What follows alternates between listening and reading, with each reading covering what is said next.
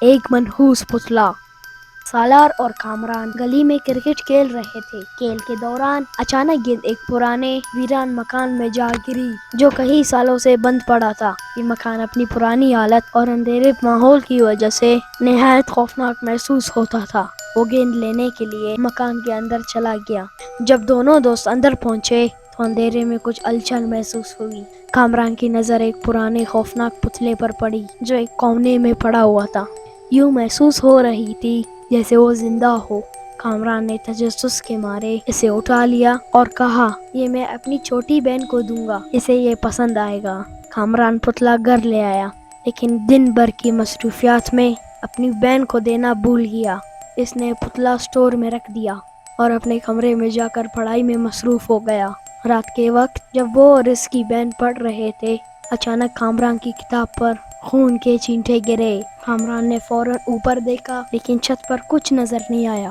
الجھن میں اس نے بات کو نظر انداز کیا اور پڑھنے لگا۔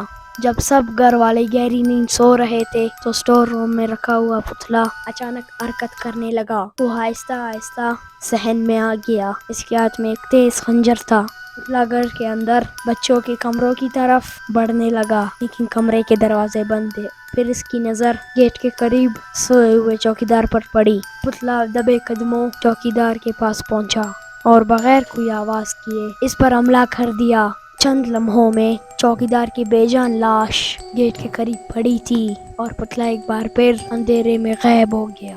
صبح جب سب جاگے تو چوکیدار کی لاش دیکھ کر پورا گھر خوفزدہ ہو گیا۔ ہر کوئی حیران تھا کہ یہ قتل کس نے کیا۔ کامران کا دل گھبرا رہا تھا اور اسے آہستہ آہستہ احساس ہونے لگا یہ سب کچھ پتلے کی وجہ سے ہی ہو رہا ہے۔ شام ہوتے ہی سب سو گئے۔ کامران نے کھڑکی سے باہر جھانکا۔ اس نے دیکھا کہ وہی پتلا صحن میں ادھر ادھر گھوم رہا تھا جیسے کسی نئے شکار کی تلاش میں ہو۔ کامران کو یقین ہو گیا تھا کہ چوکیدار کو مارنے والا یہی شیطانی پتلا تھا۔ اب مزید انتظار کرنا خطرناک تھا۔ اس نے دل میں منصوبہ بنایا اور صبح ہونے کا انتظار کرنے لگا۔ جیسے ہی سورج کی پہلی کرن نمودار ہوئی، کامران نے صحن میں جا کر جھاڑیوں میں پڑا ہوا پتلے کو دیکھا۔ وہ فوراً پیٹرول لے کر آیا اور پتلے پر ڈال دیا۔ کامران نے دل مضبوط کر کے ماچس جلائی اور پتلے کو آگ لگا دی۔ پتلا آگ کے شعلوں میں جھلسنے لگا اور اس کے ساتھ ہی ایسا لگا جیسے کوئی بھیانک آوازیں